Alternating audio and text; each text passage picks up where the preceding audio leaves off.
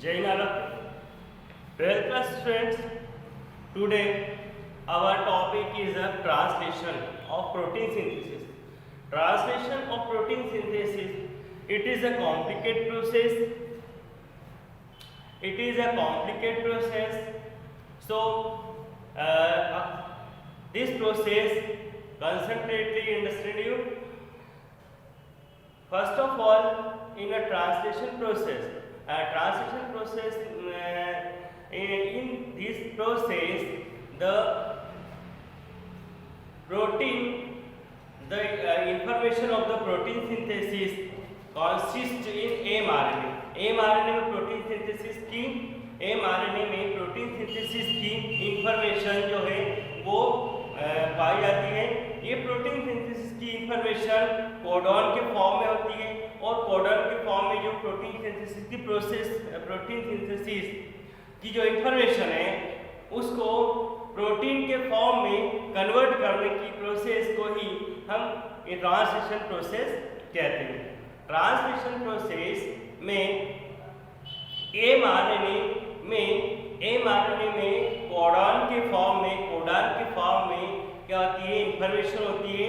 ये information protein के form में कन्वर्ट की जाती है, इसी को ट्रांसलेशन प्रोसेस कहते हैं। इस ट्रांसलेशन प्रोसेस में हम फर्स्ट ऑफ जो है इसको हमने इस प्रकार से स्टेप्स में डिवाइड किया है, ठीक है। तो ट्रांसलेशन प्रोसेस को सबसे पहले ट्रांसलेशन प्रोसेस में पहली स्टेप है activation of amino acid. Activation of amino acid के अकॉर्डिंग क्या होता है, जो एमिनो एसिड्स होते हैं, एक्टिवेशन ऑफ एमिनो एसिड्स में जितने भी एमिनो एसिड्स होते हैं वो एमिनो एसिड्स जो कि प्रोटीन सिंथेसिस में इन्वॉल्व होते हैं या भाग लेते पार्टिसिपेट करते हैं, वो सारे एमिनो एसिड्स जो होते हैं साइटोप्लाज्म में पड़े रहते हैं। साइटोप्लाज्म में इनएक्टिव फॉर्म में होते हैं। ये साइटोप्लाज्म में पड़े हुए एमिनो एसिड्स होते हैं एटीपी से रिएक्शन करते हैं। एटीपी से रिएक्ट करके एमिनो एसिड्स होते हैं वो एक्टिव फॉर्म में आ जाते हैं। एक्टिव फॉर्म में आ जाते हैं। ये प्रोसेस जो होती है एंजाइम की प्रेजेंस में होती है, ठीक है। एंजाइम की प्रेजेंस में ये जो एमिनो एसिड्स होते हैं वो एक्टिव फॉर्म में आ जाते हैं। यहाँ पर enzyme amino acid synthetase enzyme की प्रेजेंस में एमिनो एसिड्स जो होते हैं वो एक्टिव फॉर्म में आ जाते हैं और बनाते हैं एमिनो एसिड एंजाइम कॉम्प्लेक्स। ये एमिनो एसिड एंजाइम कॉम्प्लेक्स बन जाता है पहली स्टेप से। अब पहली स्टेप के बाद सेकंड स्टेप में क्या होता है, transfer of amino acids to tRNA. ये जो एक्टिव एमिनो एसिड्स हैं वे सारे एमिनो एसिड जो कि एक्टिव हो चुके हैं एमिनो एसिड्स को टीआरएनए में जाकर जुड़ते हैं या टीआरएनए में ट्रांसफर हो जाते हैं। तो यहाँ पर जो एमिनो एसिड एंजाइम कॉम्प्लेक्स है, ये amino acid enzyme complex tRNA से कनेक्ट हो जाता है, टीआरएनए से जुड़ जाता है और बनाता है amino acid tRNA complex. Active amino acids tRNA से कनेक्ट होकर बनाते हैं amino acid tRNA complex. Okay, ये एमिनो एसिड टीआरएनए कॉम्प्लेक्स बन गया है। अब देन इसके बाद जो है थर्ड स्टेप स्टार्ट होती है। थर्ड स्टेप होती है हमारी initiation of polypeptide chain. Initiation of polypeptide chain means polypeptide chain का प्रारंभ होना। पॉलीपेप्टाइड चेन का प्रारंभ होना जिसमें कि प्रोटीन सिंथेसिस की प्रोसेस स्टार्ट होती है। तो यहाँ पर initiation of the polypeptide chain के अकॉर्डिंग क्या आता है, राइबोसोम सब यूनिट mRNA, इसमें जो रिक्वायरमेंट है कौन सी जो है कंपोनेंट का रिक्वायरमेंट होता है। आपको कंपोनेंट की रिक्वायरमेंट राइबोसोम की सब यूनिट, छोटी सब यूनिट 30S, फिर राइबोसोम की लार्ज सब यूनिट 50S। इसके बाद mRNA GTP जो कि एनर्जी करेंसी के फॉर्म में रहेगा, फिर फैक्टर IF1, IF2, IF3 और इसके अकॉर्डिंग इसके अलावा IF2, ठीक है। इस प्रकार से क्या होगी जो रिक्वायरमेंट है वो होगी। अब इनिशिएशन ऑफ पॉलीपेप्टाइड चेन के अकॉर्डिंग सबसे फर्स्ट जो स्टेप्स है, ये पहली स्टेप है यहाँ पे इनिशिएशन कोडॉन। क्या होता है, जो mRNA होता है, mRNA के टेम्पलेट पर, mRNA पर क्या होता है, प्रोटीन सिंथेसिस की प्रोसेस होती है। तो स्टूडेंट्स यहाँ पे इस प्रकार से mRNA, इसमें क्या होता है, जब प्रोटीन सिंथेसिस का स्टार्ट यानी कि प्रारंभ होता है या स्टार्ट होता है, तो इनिशिएशन में क्या होता है, इनिशिएशन कोडॉन। सबसे पहले mRNA में जो प्रोटीन सिंथेसिस का इनिशिएशन कोडॉन है, जिससे कि प्रोटीन सिंथेसिस की प्रोसेस स्टार्ट होती है, वो कोडॉन है AUG। हमेशा AUG कोडॉन के थ्रू ही प्रोटीन सिंथेसिस की प्रोसेस स्टार्ट होगी।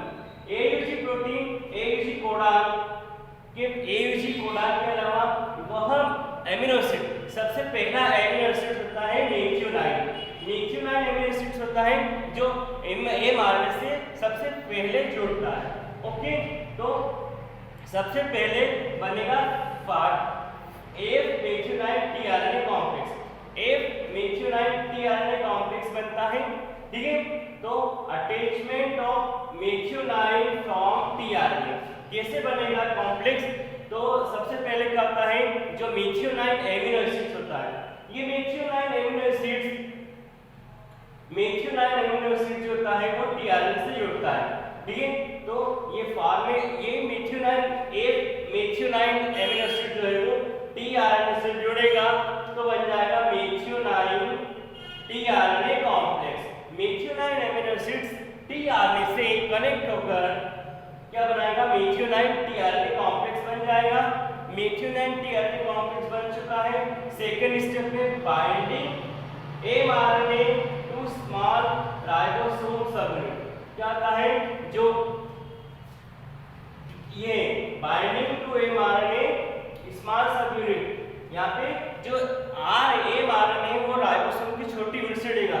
इस प्रकार से ये mRNA की जो है हेलिक्स है, mRNA की हेलिक्स में ये जो राइबोसोम की छोटी स्मॉल सब यूनिट है वो mRNA से क्या होती, जाके कनेक्ट हो जाती है। फिर 30S सब यूनिट mRNA से कनेक्ट हो गई है। ठीक है, तो बना 30S mRNA complex, 30S mRNA complex बन जाएगा। इसके बाद है बाइंडिंग F-मेथियोनाइन टू tRNA, बाइंडिंग F-मेथियोनाइन tRNA कॉम्प्लेक्स टू 30S। ये जो 30S राइबोसोम की छोटी सब यूनिट mRNA से कनेक्ट हो गई है, उसके बाद ये जो मेथियोनाइन tRNA कॉम्प्लेक्स है, मेथियोनाइन tRNA कॉम्प्लेक्स ये राइबोसोम की छोटी सब यूनिट से जाके क्या हो जाएगा, जुड़ेगा। राइबोसोम की छोटी या स्मॉल सब यूनिट से क्या हो जाएगा, ये यहाँ पे जाके जुड़ स्मॉल मतलब कि कनेक्ट हो जाएगा। तो ये फॉर्मेट F-मेथियोनाइन tRNA कॉम्प्लेक्स राइबोसोम की स्मॉल सब यूनिट से यहाँ पे जो है आके जुड़ेगा। ठीक, ये राइबोसोम की स्मॉल सब यूनिट में दो साइड होती है। राइबोसोम की स्मॉल सब यूनिट जो होती है इसमें दो साइड है, एक साइड है P, दूसरी साइड है A। तो P साइड से first of all P side पर F-मेथियोनाइन tRNA कॉम्प्लेक्स जाकर क्या हो जाएगा, यहाँ पे कनेक्ट हो जाएगा। F-मेथियोनाइन tRNA कॉम्प्लेक्स में कोडॉन है UAC, तो ये जो mRNA पर फर्स्ट कोडॉन AUG है, AUG जो होता है वो एंटीकोडॉन UAC, इस tRNA पर जो एंटीकोडॉन है UAC उससे क्या हो जाएगा, कनेक्ट हो जाएगा। अब tRNA कॉम्प्लेक्स अपने एंटीकोडॉन के थ्रू AUG से क्या हो जाएगा, कनेक्ट हो जाएगा। उसके बाद जो A साइड है राइबोसोम की स्मॉल सब यूनिट पर दूसरी एक और साइड है A साइड पर एक कोडॉन है GCC। ओके, इसके बाद दूसरा और कॉम्प्लेक्स, एक और कॉम्प्लेक्स है alanine tRNA complex. Alanine tRNA complex में जो RNA पर एक एंटीकोडॉन है CGC, तो RNA के एंटीकोडॉन के थ्रू ये कॉम्प्लेक्स आ जाएगा CGG से GCC से क्या हो जाएगा, जुड़ जाएगा या कनेक्ट हो जाएगा। इस प्रकार mRNA में P साइड पर, mRNA में राइबोसोम की स्मॉल सब यूनिट के P साइड पर AUG कोडॉन से ये F-मेथियोनाइन tRNA कॉम्प्लेक्स कनेक्ट हो गया है और GCC जो कोडॉन है उसके थ्रू एलेनाइन डीआरएनए कॉम्प्लेक्स क्या हो गया, यहाँ पे कनेक्ट हो गया। ये जो नीचे दिख रहा है ये एंटीकोडॉन है जो कि डीआरएनए में होते हैं। एंटीकोडॉन से क्या होता है, ये कोडॉन आपस में कनेक्ट हो जाता है। इस प्रकार बाद में आफ्टर देन क्या होता है, ये पूरे में राइबोसोम की बड़ी वाली सब यूनिट, राइबोसोम की लार्ज सब यूनिट आ जाएगी, आकर कनेक्ट हो जाएगी। लार्ज राइबोसोम की लार्ज सब यूनिट को कहेंगे 50S, ओके, वो भी क्या आएगी, आकर कनेक्ट हो जाएगी। कनेक्ट होने के बाद क्या होगा, ये पॉली, यहाँ पे हम पढ़ रहे हैं क्या, इनिशिएशन ऑफ पॉलीपेप्टाइड चेन। तो इनिशिएशन ऑफ पॉलीपेप्टाइड चेन में क्या होगा, जो कनेक्ट होने के बाद यहाँ पर इस कॉम्प्लेक्स में जो आ रहे, इस वाले कॉम्प्लेक्स में जो एमिनो एसिड्स है, amino acid methyl amino acid, इधर का एमिनो एसिड और इधर का एमिनो एसिड, दो एमिनो एसिड्स के बीच में क्या होगा, यहाँ पे बॉन्ड बनेगा, पेप्टाइड बॉन्ड बन जाएगा। ठीक है, पेप्टाइड बॉन्ड बनने के बाद दोनों एमिनो एसिड आपस में कनेक्ट हो जाएंगे। कनेक्ट होने के बाद जो पी साइड का कॉम्प्लेक्स है, पी साइड का कॉम्प्लेक्स जो हो जाएगा वो मतलब कि डिस्टल हो जाएगा। ठीक है, और ये जो ए साइड वाला कॉम्प्लेक्स है वो पी साइड पर जाकर क्या हो जाएगा, पोस्टपोन हो जाएगा। ए साइड वाला कॉम्प्लेक्स जो होगा वो एज इट इज इधर से क्या आएगा, ए साइड से जाकर पी साइड पर क्या आएगा, शिफ्ट हो जाता है। ओके, और वापस से क्या हो जाएगी, ए साइड खाली हो जाएगी। ए साइड खाली होने पर नेक्स्ट कॉम्प्लेक्स जो कि एमिनो एसिड्स को लाके नेक्स्ट टीआरएनए कॉम्प्लेक्स जिसमें अगला दूसरा एमिनो एसिड होगा वो यहाँ पे जुड़ आएगा, और फिर से क्या आएगा, एमिनो एसिड्स और नए कॉम्प्लेक्स में जो भी एमिनो एसिड होगा उसके बीच पॉलीपेप्टाइड बॉन्ड बनेगा, और जो है चेन आगे जो है शिफ्ट हो जाएगी। इस प्रकार से ए साइड जो होगी वो बी साइड पर शिफ्ट होती जाएगी, ए साइड पर नए कॉम्प्लेक्स डीआरएनए कॉम्प्लेक्स आते जाएंगे, और क्या हो जाएगा, एमिनो एसिड्स आपस में पेप्टाइड बॉन्ड बनाते जाएंगे।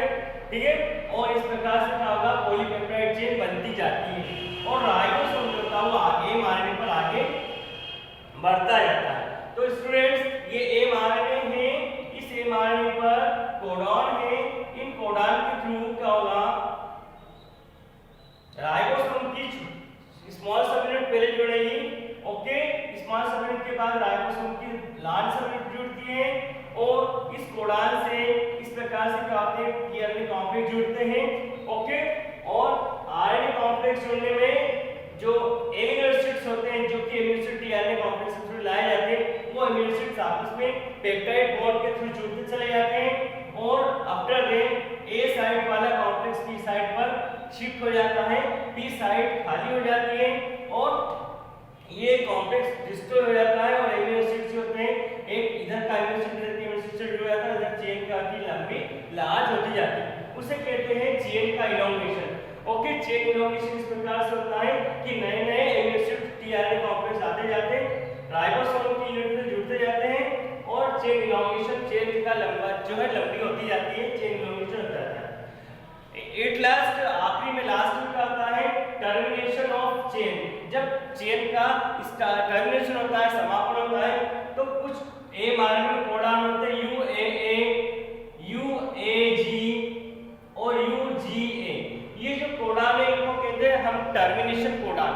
जब एमआरएनए की चेन में, एमआरएनए की हेलिक्स में ये कोडॉन आ जाते हैं, तो ये जो कोडॉन है वो किसी भी एमिनो एसिड कोड नहीं करते, और किसी भी एमिनो एसिड को कोड नहीं करते, इसलिए कॉम्प्लेक्स वहां पर जुड़ नहीं पाता है, और प्रोटीन सिंथेसिस की प्रोसेस ड्रॉप हो जाती है या टर्मिनेट हो जाती है, और प्रोटीन सिंथेसिस रुक जाता है। ओके, ट्रांसलेशन प्रोसेस यहाँ पे खत्म हो जाती है। इस प्रकार से प्रोटीन सिंथेसिस का ये ट्रांसलेशन प्रोसेस है।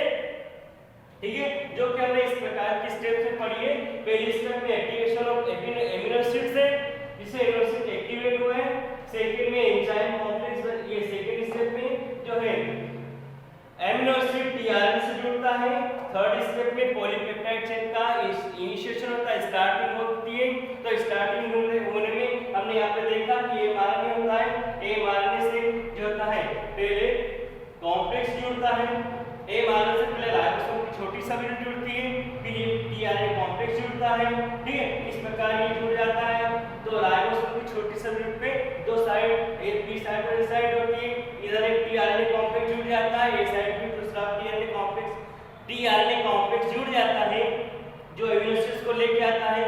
ये कॉम्प्लेक्स के थ्रू लाए गए एमिनो एसिड्स आपस में पेप्टाइड बॉन्ड के थ्रू जुड़ जाते हैं और बाद में ए साइड खाली पी साइड जो होती है वो वैकेंट हो जाती है। ए साइड का कॉम्प्लेक्स पी साइड पर जो शिफ्ट हो जाता है और ये जो है इस प्रकार की यहाँ पे नया कॉम्प्लेक्स आके जुड़ता चला जाता है और चेन जो होती है वो इलांगेट या लंबी होती जाती है। लास्ट में टर्मिनेशन कोडॉन जो होता है यदि आ जाते हैं एमआरएनए की हेलिक्स में तो ये जो रिएक्शन है वो टर्मिनेट हो जाती है या खत्म हो जाती है। ओके, इस प्रकार से पॉलीपेप्टाइड जो है हमारा प्रोटीन सिंथेसिस की ट्रांसलेशन प्रोसेस कंप्लीट होती है। ठीक है, जो कि हम बुक में जो डायग्राम को तो अच्छे से समझेंगे। ओके, और सिलेक्टेड डायग्राम ही हमको बनाना है। जय Hind. It is a important process.